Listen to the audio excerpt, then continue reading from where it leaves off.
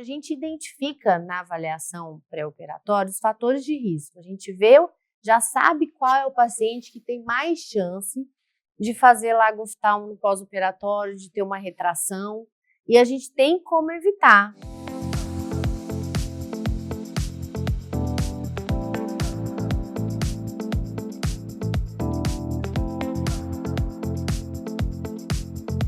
E antes de começar o episódio de hoje, eu quero apresentar e agradecer com muito carinho os nossos patrocinadores, que acreditaram nesse projeto desde o início e tornaram o consultório aberto ainda mais especial. A começar pela Cerrado Chic, uma loja que eu simplesmente amo. Com curadoria impecável em peças de decoração, móveis e itens exclusivos. Foi a Cerrado Chic que assinou toda a ambientação do nosso cenário. Com bom gosto, originalidade e aquele toque que faz toda a diferença.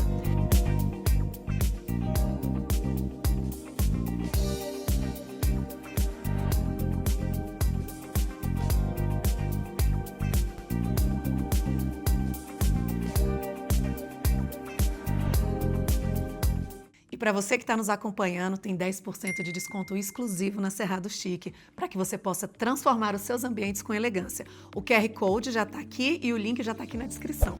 E hoje eu abro a porta do consultório para a doutora Raquel, que não estou aguardando há tanto tempo, mas nos últimos dias o que não deu certo essa agenda, e que bom, e num dia desafiador, numa chuva dessa, a gente conseguiu se encontrar. É uma médica, assim como todos os profissionais que vêm até o consultório aberto, indicada por outro profissional que esteve aqui. Como eu falo sempre, a bio do Instagram, ela aceita tudo. E chegou o momento da gente validar, valorizar e conhecer o profissional através da própria história dele. É por isso, e esse é um dos propósitos. Raquel, muitíssimo bem-vinda. Obrigada de coração. Obrigada. E apresente-se, por favor. Fala um pouquinho aqui, como eu te falei, a nossa audiência, a sua futura paciente quer te conhecer e saber da especialidade, como começou, o porquê da decisão. Eu digo que dificilmente, né, o paciente ele tem coragem de perguntar qual a sua formação, mas você é especialista em quê? Porque ainda tem essa crença, né, do poder pessoal do médico, né, e tem uns que pensam realmente que são Deus, então são incontestáveis, e a gente vem com essa premissa de que realmente eu quero te conhecer, eu quero conhecer a pessoa, principalmente no seu caso, que a gente vai entregar a face, né, e, por favor, se apresente, conte de você. O paciente às vezes não pergunta, mas ele pesquisa, né? Cada vez mais. Eu fiz medicina, entrei em medicina em 99, interior de São Paulo, na FAMEMA, faculdade pública. E sempre quis ser médica, Carol. Tipo assim, desde muito nova eu já sabia. E nunca pensei em fazer outra coisa. Tipo assim, eu me dediquei muito, sempre estudei muito, sempre gostei de estudar. E minha irmã mais velha fez medicina. A minha família não é uma família de médicos. Minha irmã foi a primeira, depois eu vim a seguir, eu sou 10 anos mais nova que ela. E aí eu já estudei muito, fiz 2 anos de cursinho, porque eu precisava entrar numa escola pública. E aí entrei e realizei meu sonho. E desde na faculdade, assim, desde o 5º ano ou 4º ano de faculdade, eu já me apaixonei pela oftalmologia. Minha faculdade tinha a oftalmologia era muito forte, era uma disciplina muito forte, acho que isso também me contou, né? E aí também rachei de estudar para passar em residência, que cada vez é mais difícil. Passei na residência direto, fiz a minha residência também no interior de São Paulo, na Unesp. E depois, logo em seguida, fui fazer a plástica ocular em Belo Horizonte, onde eu fiquei 2 anos lá, 2008, 2009. E depois vim para Brasília em 2010. Então foram 2 residências. Foram 3 anos de oftalmo. Depois eu fiquei mais 1 ano dentro do Hospital São José. Na verdade, 2 anos, porque eu fiquei mais um pouco lá. E depois que eu vim para cá, em 2010. Então formou na medicina, fez com residência oftalmo. Sim, e depois que virou a cirurgia plástica. É uma subespecialidade dentro da oftalmologia. Então, aí eu depois fiz, foram 5 anos quase, né, de formação. E aí depois eu vim para cá. Eu estou aqui, já tem tempo, nessa cidade agora que eu adoro. que me acolheu tão bem. E é isso, acho que um pouquinho de mim.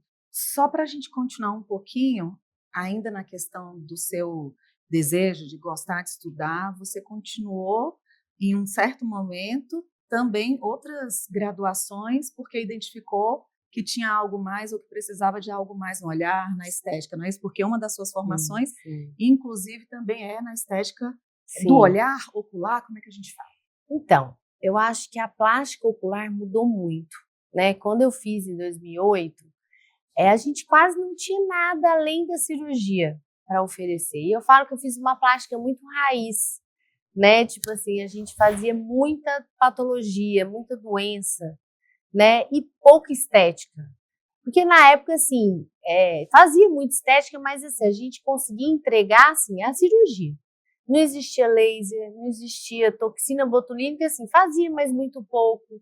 Não existia ultrassom micro e macro focado, não existia nada disso. Então a gente entregava a cirurgia muito bem, mas eu sempre achava assim, todo mundo acho que na época assim, achava assim que faltava entregar a qualidade de pele, melhorar a flacidez. E isso a gente não tinha muito como fazer, só com a cirurgia. E aí a plástica foi evoluindo, mudando muito. O que se fazia, não fazia, como tudo, né? Como qualquer especialidade. E eu também sou oftalmologista e adoro oftalmologia geral. Então, eu me dediquei muitos anos e me dedico ainda à oftalmologia. E depois eu senti a necessidade de olhar meu paciente mais como um todo, assim, não só a região das pálpebras, né? Entregar mais resultado, entregar mais jovialidade, mais naturalidade. E aí foi quando eu falei assim, eu quero fazer medicina estética e procurar os melhores tratamentos estéticos para os olhos. E aí eu fiz a minha outra subespecialização em medicina estética e agora eu fiz também uma outra especialização só mesmo em blefaroplastia estética avançada. Então, concluí em São Paulo e eu acho que agora sim, realmente, eu acho que não tem mais, assim, eu já ofereço tudo que há de melhor, assim, sabe? Para a estética e para os olhos, sem esquecer nunca dos olhos, né? Da visão. Acho que antes de tudo, antes de estética, o olho, né? Sim, essa visão integral seria a explicação para o termo que você fala sempre, que é do couro cabeludo? O outro couro cabeludo. É assim, programar uma cirurgia plástica palpebral, eu acho que a gente não pode mais hoje olhar só a pálpebra, né? A gente tem que olhar o paciente, eu falo daqui até aqui, de cima e embaixo, tudo. Então eu tenho que observar a têmpora, o supercílio, a sobrancelha, se tem assimetria, se ela tá caidinha, se tem uma pitose, a olheira, o malar. Então tudo isso a gente tem que olhar, né? Porque assim, eu não vou só ser a cirurgiã que tira pele e gordura. Não, eu tenho que olhar, não. Se eu levantar um pouquinho aqui, se eu corrigir essa simetria, eu vou entregar um resultado muito melhor, muito mais natural, o paciente vai ficar muito mais satisfeito. E eu acho que é isso, por isso que eu falo, a beleza do olhar, não é só a blefaroplastia, é o olhar do paciente, é respeitar o olhar do paciente. Então, acho que assim, é por isso que eu digo assim, que a gente não pode focar só no excesso de pele e excesso de bolsa de gordura hoje em dia. E, na verdade, eu acho que para além do olhar, é do rosto, como você está falando, sim, né? Porque sim. se você presta atenção e observa todas essas proporções, sim, com certeza. O que é pitose no olhar? Então, a pitose, ela pode ser a pitose palpebral, que é quando a pálpebra está mais caidinha. Existe uma altura, né, que a gente determina que é o normal, da margem da pálpebra até a pupila. Quando ela está mais caída, a gente chama de pitose. E a gente fala de pitose de supercílio também, quando a sobrancelha está mais caída, que é também uma outra condição. Então, são essas duas coisas que a gente também tem que observar bastante para programar uma blefaroplastia. Mas há a possibilidade, dentro da blefaro que você faz, de, vamos supor, no meu caso, que já realizei uma blefaroplastia de pálpebra superior. Sim. Na realização da inferior, hoje, vendo que tá mais caidinho novamente, consegui fazer. Sim, aí a gente pode fazer, tem que avaliar se é uma pitose de supercílio, se é uma pitose mesmo da testa aqui, que a gente aí teria que pensar num lift, se é uma elevação direta de supercílio, de sobrancelha, aí tem que avaliar. Mas sim, você pode fazer a blefaro inferior, refazer a sua blefaro superior quando desejar, quando tiver indicação, e também avaliar a questão do supercílio. Eu, especificamente no meu caso, a minha sobrancelha sempre foi fininha, né? Nunca tive muito pelo. Só que eu acho que eu fui uma das primeiras a fazer aquela micropigmentação. E foram quase 2 anos para Pra conseguir sair? despigmentar. Aí, ok. Só que aí eu vi que ela realmente também é mais alta. Eu fico pensando sempre, pô, como é que eu vou... Porque eu acho lindo um olho aberto, né? Ter o olhão, acho que se pudesse ter uma plástica que abrisse aqui do lado e do outro para deixar o olho maior, eu acho lindo.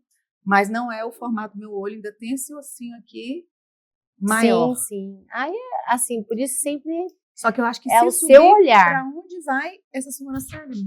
Não, tem que respeitar a altura. Não é só, por exemplo, quem faz micropigmentação, a gente vai avaliar o paciente, tipo, não é onde está a pigmentação.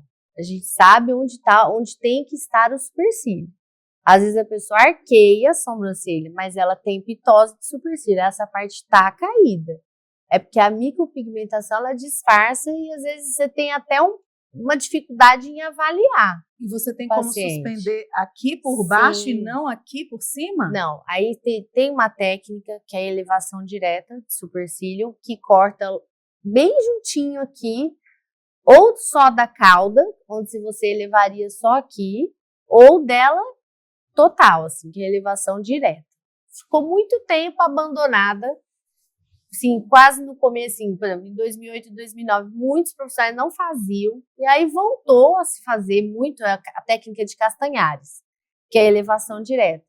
Porque a gente temia muito a cicatriz, porque ficava, antigamente, uma cicatriz, às vezes, aparente. Então, ela era muito indicada, por exemplo, para paciente sexo masculino, que tinha uma sobrancelha farta, que esconderia a cicatriz. Mas hoje, com tudo que a gente tem para melhorar a cicatrização e também com uma boa micropigmentação, a gente consegue disfarçar uma cicatriz.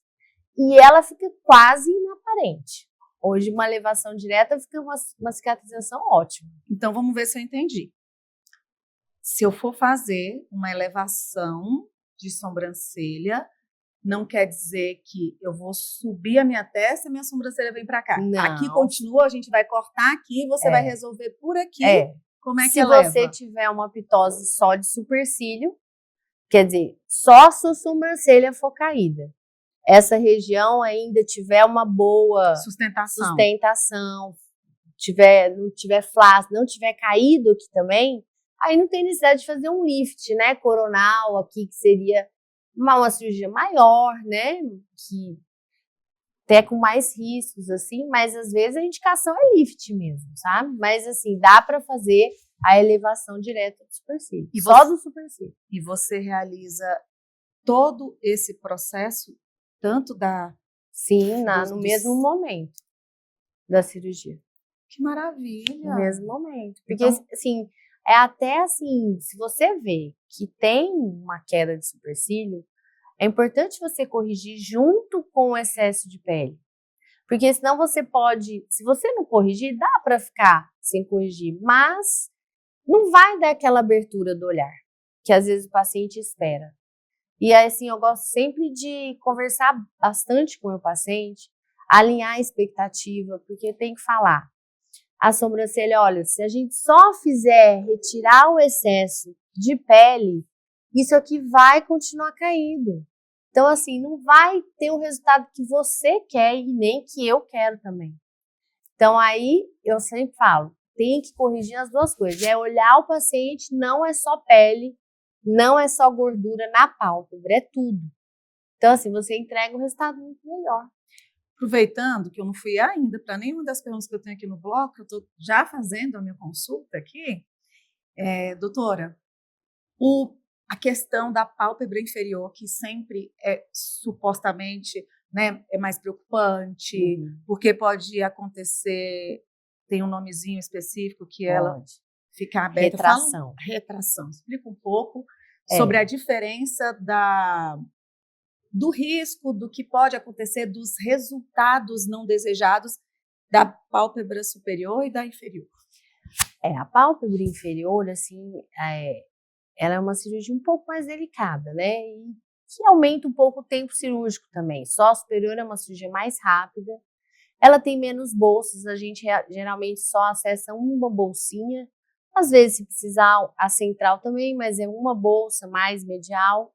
E na pálpebra inferior nós temos 3 bolsas de gordura, né? A medial, a central e a lateral. E a gente tem que ser mais ainda, sempre, né? Não só na inferior, mas superior também, mas sempre menos é mais. Tirar menos pele possível, acabar com aquele gostinho, a cirurgia de que podia ter tirado um pouquinho mais, aí acabou no momento certo.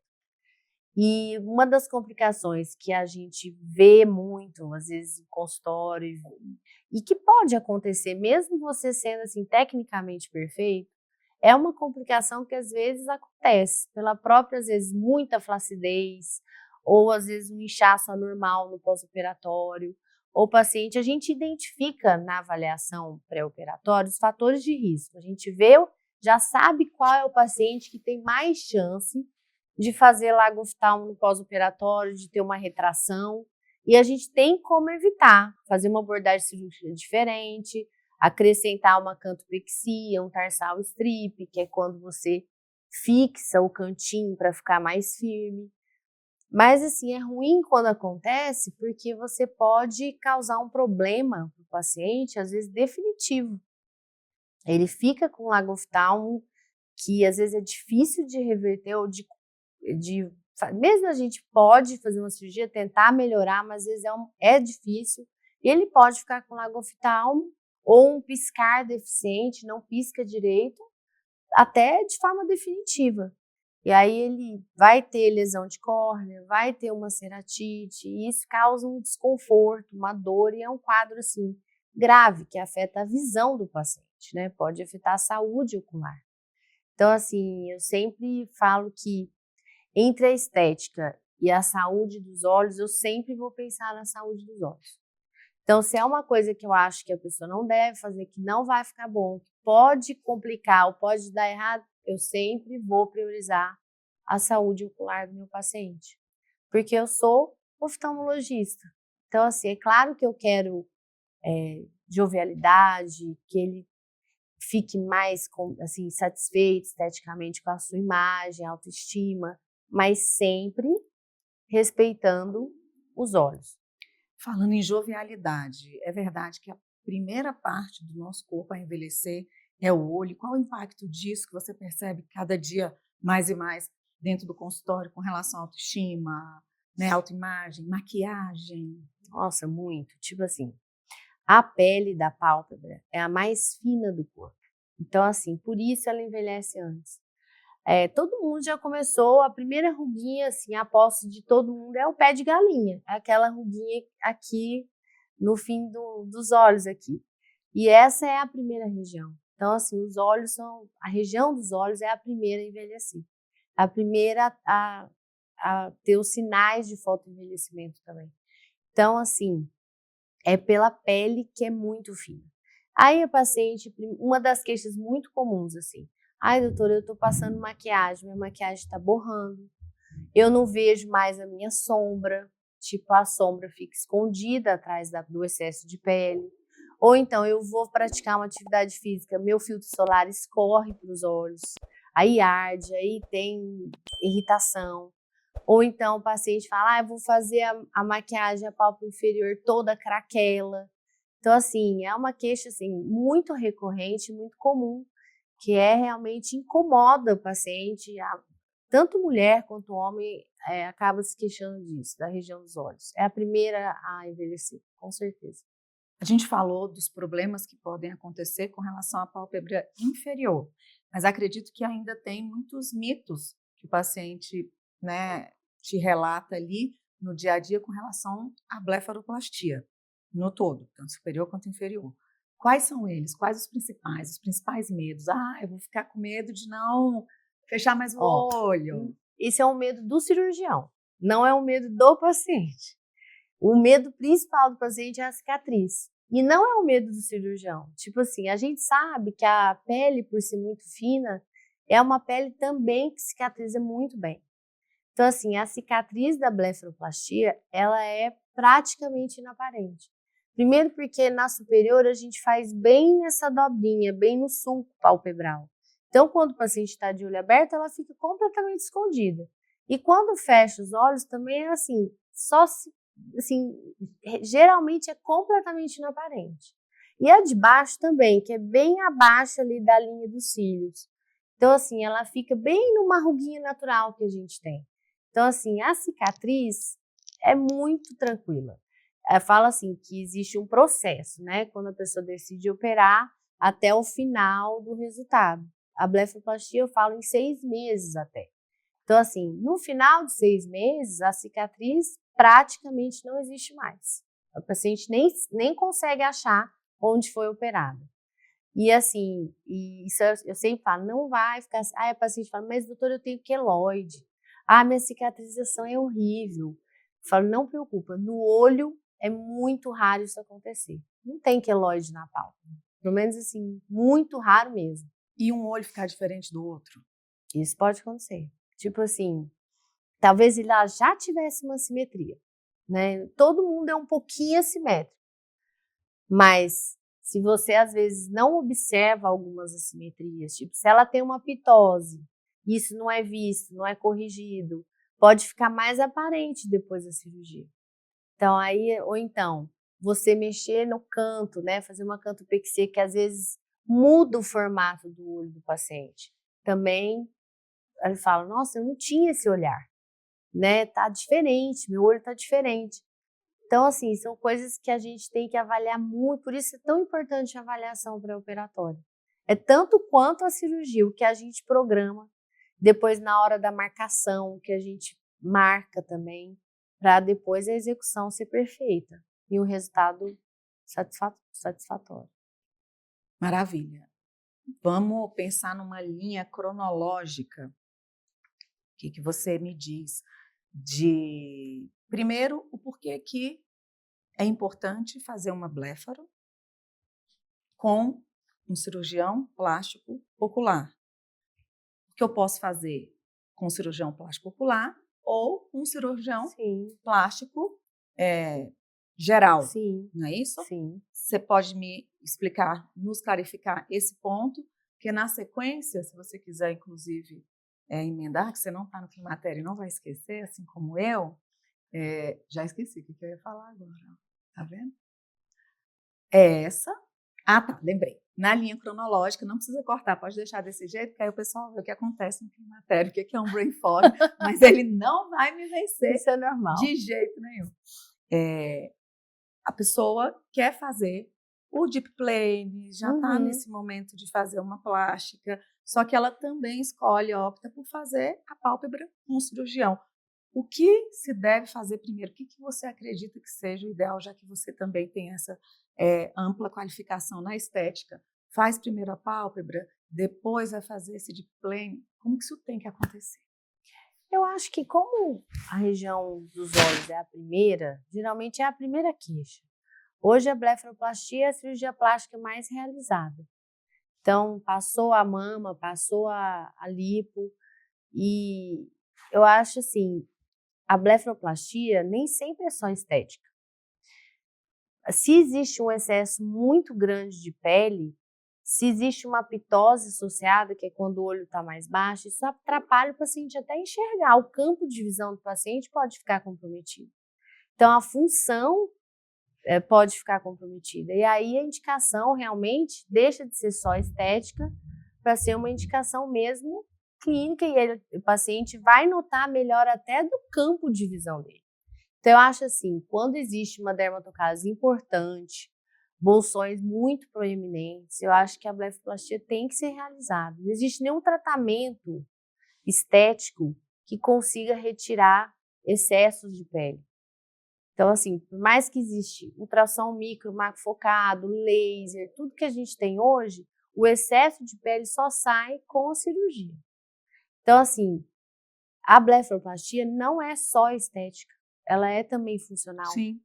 E por isso, assim, o oftalmo, eu acho que é um profissional capacitado para identificar outras coisas associadas ao excesso de pele. Uma pitose, um risco possível de retração, porque a gente observa que ele tem um vetor negativo, que a gente fala quando é mais para dentro o olho do que a órbita, enfim, isso é muito técnico. Mas existem alguns critérios para avaliar fator de risco para complicação, principalmente da pálpebra inferior. Então, assim, a realização da blefaroplastia, eu acho assim que você pensar num lifting, numa cirurgia maior, aí é mais estética, mas nem sempre a blefaroplastia é estética. Então, eu faria primeiro sempre a blefaroplastia, para depois pensar o que incomoda o paciente. É claro que vai depender da queixa do paciente, né? Se o paciente queixa, às vezes, mais de uma flacidez de terço médio do que de um excesso de pele na pálpebra. Mas o que eu quis dizer é porque se eu tenho que optar, porque muita gente que não tem esse desejo ou conhecimento, ou tá tudo bem porque tem aí excelentes cirurgiões que fazem pálpebra e não são cirurgiões plásticos oculares. Sim. Mas para quem entende e deseja que quer fazer a pálpebra com plástico ocular e a face com cirurgião plástico, isso vai ter que ser em tempos diferentes, certo? Sim, sim. A não ser que entre juntos, né? Mas assim, que entre os dois profissionais. Mas aí acho que não. Acho que o cirurgião plástico é capacitado a fazer também, né? E ele faria no mesmo tempo que o lifting, enfim. Sim. Mas eu acho que quando o excesso de pele é muito grande, faria primeiro a blefa, depois a parte de plástica geral, assim. E aí, como você falou que o resultado final é em pelo menos 6 meses, então, daqui 6 meses... Claro que assim, a gente fala 6 meses, mas tem paciente que com 3 meses não tem mais cicatriz. Tá completamente de alta do procedimento. A gente fala até 6 meses, é um processo, né? Toda cirurgia né? Você decide fazer uma cirurgia, você tem que saber tudo que tudo envolve um processo de cicatrização, vai ter um processo de inflamação, que vai inchar, que vai ficar roxinho, mas que tudo isso vai melhorando e vai ficar 100%. E justamente essa é a nossa próxima pergunta. Como é que é o pós-operatório real da blefaroplastia? Quase não saiu plastia. Da blefaro? Da blefaro. Da blefaro. Restrição, quanto tempo, como é que eu vou ficar, realmente vai ficar muito inchado, como é que funciona? Não, é uma cirurgia assim com pós-operatório bem tranquilo. Tipo, o edema existe, o roxinho existe nos primeiros dias, a gente fala nas primeiras semanas, mas assim, nada que limite o paciente a quase ter uma vida normal. A gente fala assim, olha, exercício físico, vamos falar. Na primeira semana, evitar exercício físico pesado. Quer fazer uma caminhada, se sentiu bem, não sendo no sol, pode fazer. Mas eu peço até 2 semanas para exercício físico. A gente fala exercício físico principalmente pesado pelo risco de sangramento, né? Que pode algum vasinho ali sangrar e formar um hematoma. E aí é ruim, uma complicação ruim. Agora, trabalho. Se a pessoa trabalha, por exemplo, com tela, em escritório, ela pode voltar a trabalhar assim que ela se sentir bem. Tipo assim, tá conseguindo abrir os olhos, não tá sentindo desconforto, pode voltar a trabalhar. Eu diria 1 semana, né, para voltar a trabalhar. Agora, um trabalho que envolva mais esforço físico, um trabalho, tipo, um professor, um educador físico, que carregue peso, a gente pede um pouco mais. Cozinhar também nos primeiros dias não é muito bom, porque a pessoa fica com a cabeça baixa e é fonte de calor. Então, assim, também evitar cozinhar nos primeiros dias. Sim, são cuidados, assim, é uma cirurgia extremamente tranquilo pós-operatório da blefaroplastia. É muito tranquilo mesmo. O paciente passa bem, não sente dor. Não é normal sentir dor no pós-operatório. O paciente sente um desconforto pelo inchaço, assim, fica roxo, fica um pouco difícil às vezes de fechar os olhos nos primeiros dias, mas tudo a gente ameniza com colírio, com gel. Então, assim, é confortável. Ele vai fazer compressa gelada, ele vai usar o que a gente passar de medicação, mas é super tranquilo. É muito Maravilha. tranquilo mesmo. Hoje em dia está acontecendo dentro da estética um movimento contrário àqueles exageros, né? Em busca sempre do certeza. natural. Para você, o que é uma blefaroplastia natural, sem exageros? E qual é o limite do rejuvenescimento e do E do exagero? exagero, né? Hoje a gente eu prezo pela naturalidade. Então, assim, menos é sempre mais. Então, nunca retirar um excesso, assim, pele além do que se pode retirar, respeitar a anatomia dos olhos do paciente, enxergar o paciente, o rosto do paciente como um todo, aquilo que eu falei do olhar, não só o excesso de pele, não só o excesso de bolsa, para você entregar um resultado mais natural possível. Sabe, respeitar o formato do olho. Eu não vou querer, tipo, uma bléfaro em um paciente ocidental. Não é como uma bléfaro no paciente oriental. Então, tudo isso tem detalhes na cirurgia que a gente respeita e que é diferente. E, assim, não mudar o olhar do paciente. Assim, a característica principal, a gente fala pelos olhos, né? A gente não pode Sim. mudar o olhar do paciente, e isso acontece em blefaroplastia. Aquele resultado em que fica muito esticado, muito repuxado, isso hoje em dia ninguém mais quer. Nem o paciente procura isso mais. Você acredita que a blefaroplastia é uma das cirurgias que mais devolvem autoestima? Muito, muito. O paciente mesmo fala, doutora, eu não me maquiava mais. Não me maquiava mais, porque toda a maquiagem borrava. Eu me olhava no espelho e via aquele semblante assim, cansado, um olhar caído, e eu não me enxergava mais, né? Tanto homem quanto mulher, sim, aquela vista, aquele semblante pesado, aquele olho pesado, cansado, e é difícil até de abrir o olho, porque quando é muito, o paciente fica toda hora assim, esticando o olho, assim, usando essa musculatura aqui da testa, que é a musculatura frontal, para abrir os olhos. Então, assim, você percebe que ele forma até mais ruga aqui no frontal. Então, isso tudo melhora. E a gente associa, claro, toxina botulínica, um laser de CO2 no próprio procedimento, logo após que acaba a cirurgia, a gente pode associar o CO2 para melhorar a qualidade de pele, melhorar a flacidez. Então, hoje a gente consegue entregar, assim, um resultado muito, muito melhor.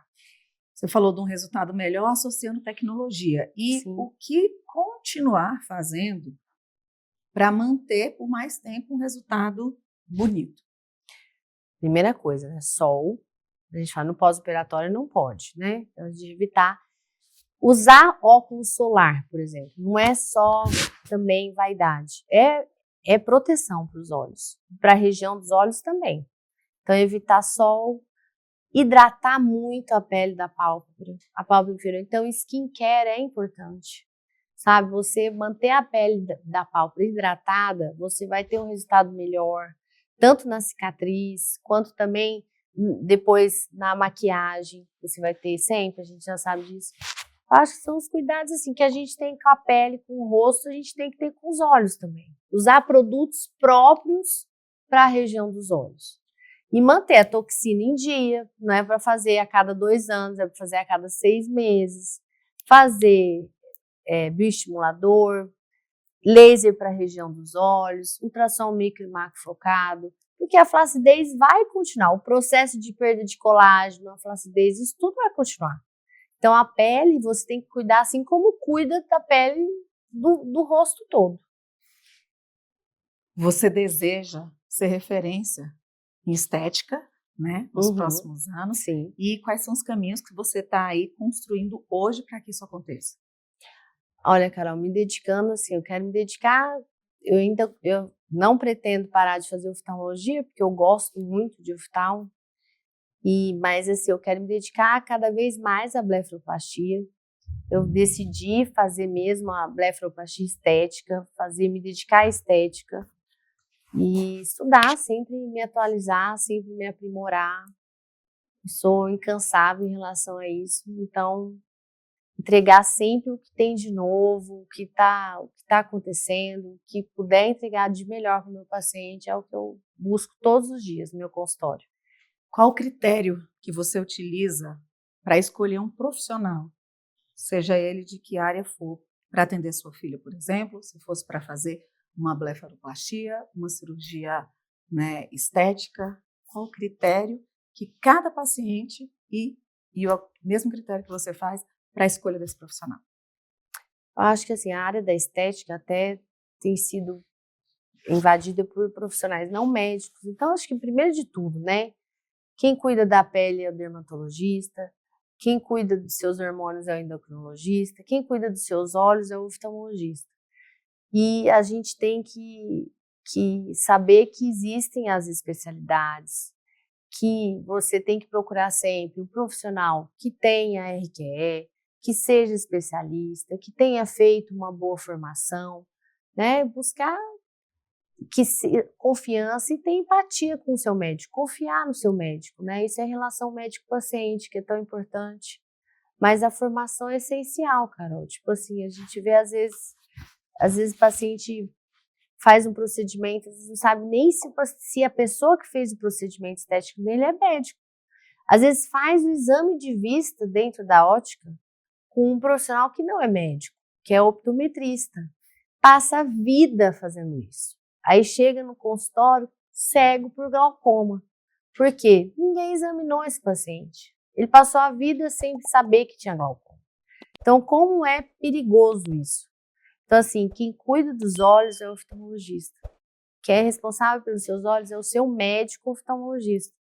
Então, ir ao oftalmologista todo ano e fazer o seu check-up anual, sempre com profissionais especialistas e bons, né? De referência. De referência. Né? A Raquel de hoje, com quase 20 anos de experiência, é uma cirurgiã e uma médica bem diferente da Raquel que saiu ali da residência nos primeiros anos? Ah, com certeza. Não só a plástica mudou, mas como eu mudei, amadureci. E é aquilo que eu falei, eu acho que eu fiz, quando eu me formei, quando eu acabei a plástica, a gente fazia a plástica pensando só em resolver o problema da pele, e do excesso de pele, do excesso de gordura. Hoje eu olho para o meu paciente mais como um todo, né, vendo a beleza do olhar, a estética do olhar, que eu acho que no começo, por falta de experiência e por na época também não tem muita coisa, né? Há 20 anos era uma medicina, hoje é outra. Então eu procurei essa área, eu me especializei, eu acho que hoje eu entrego muito mais resultado. Maravilha. Raquel, antes do nosso bloco aqui final, gostaria que você deixasse uma mensagem para essa mulher, o homem também sofre preconceito quando deseja fazer, né, uma plástica ou alguma questão da estética, até quando acontece um problema, a pessoa fala, estava lá quietinha, foi arrumar confusão. Então, e isso acaba sempre paralisando a mulher que tem um sonho, que realmente faz tanta diferença, né, você ter o seu olhar, você se sentir mais jovem. Qual a mensagem que você deixa para este ser humano aí que tem vontade, mas fica titubeando, ainda fica ouvindo, né, um e outro, você está sem problema nenhum e vai procurar problema, como a gente estava falando no bastidor, né? Não, o seu problema é assim, se você já se queixa, se você acha que o excesso de pele te incomoda, que seu olhar está cansado, que você já não se reconhece no espelho, que essa maquiagem borra, que seu fio solar escorre, você tem que ser avaliado por um médico especialista, né, em plástico ocular. Procura ser um oftalmologista, procure um médico especialista em plástico ocular e avalie. Se já tiver indicação de cirurgia, faça. Porque adiar uma blefaroplastia é ficar convivendo com um problema que te incomoda por um medo. Talvez é claro que a gente tem que ter receio, tem que ter cuidado, tem que escolher um profissional especializado, tem que procurar um médico de referência, mas é uma cirurgia segura, é uma cirurgia com baixo índice de complicação. Então, assim, é feito com anestesia local e sedação. Então, assim, é tranquilo, o procedimento não dói. Então, o paciente não precisa ter medo de sentir dor na cirurgia, porque não vai sentir.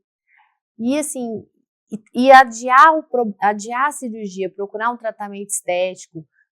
Às vezes, se é um quadro inicial, um excesso pequeno de pele, melhora, ameniza, ajuda, mas não vai resolver o problema. O único tratamento capaz de realmente tirar o excesso de pele e de bolsa de gordura é a blefoplastia. Me veio uma pergunta até antes aqui que eu acredito que seja bem importante.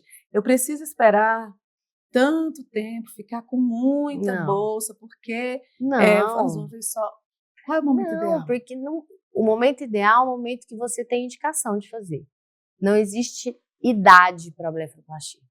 Eu operei uma paciente recentemente de 29 anos. Ela já tinha indicação, ela já se incomodava, ela falava da maquiagem, ela tinha bolsinha inferior muito evidente. Então a gente tira realmente muito pouca pele, é muito pouca bolsa também, não se tira mais tanta gordura como se tirava antigamente. Então assim, é uma cirurgia segura e não existe idade, não existe. Você procurou seu médico, um especialista e tem indicação de fazer cirurgia, pode fazer. Daqui 10 anos, se precisar fazer de novo, pode fazer de novo. Entendeu? Tendo indicação, sendo bem indicada, não tem problema. Maravilha. Vamos? Vamos. Na ponta da língua? Respostas rápidas, intuitivas, uma frase ou uma palavra, ok? Tá. Até uma frase. Blefaroplastia natural é? Respeitar a anatomia e ver o paciente como um todo, não só as pálpebras. O maior mito sobre os olhos? Mito sobre os olhos, sobre a blefaroplastia, talvez, é a cicatriz, eu acho. O paciente sempre está preocupado com cicatriz. A 3 era cicatriz da pálpebra. Não, olha, da blefaroplastia fica muito inaparente. Não preocupe com isso, não preocupe com cicatriz. O que envelhece primeiro no olhar? A região dos olhos, eu acho que o excesso de pele e as ruguinhas, né? Os pés de galinha, a primeira ruga que aparece. O que toda mulher deveria saber antes de operar? Toda mulher deveria saber? Não fume. É difícil essa, hein, Carol? Não fume, não beba, durma. Com certeza. Fumar envelhece. Tabagismo piora muito, qualidade de pele, cicatrização. Então, se você quer operar e fuma, eu te aconselho a parar de fumar. Porque, assim, a chance da cicatriz ser pior, do resultado ser pior. Esses pacientes geralmente têm mais flacidez, mais risco de retração, de lago oftalmo. Então, assim, também, sol, não se expõe ao sol, nem antes, nem depois da cirurgia. Basicamente isso. Um erro comum na maquiagem dos olhos. Não hidratar.